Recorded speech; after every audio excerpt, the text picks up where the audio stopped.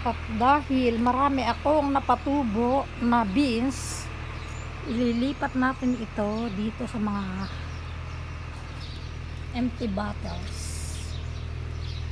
At the same time, nakatulong din tayo sa ating kapaligiran. Recycle ang gagawin natin. Ang dami nitong beans pag tumubo.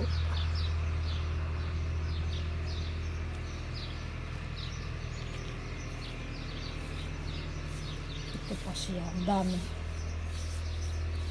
Yan ang mga beans, ang dami.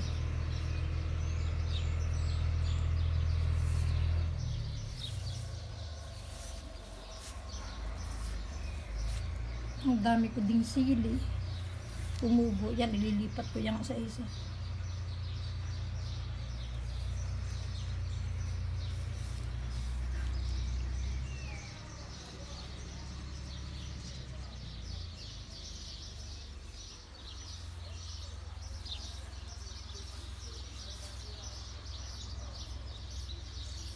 Happy gardening to me.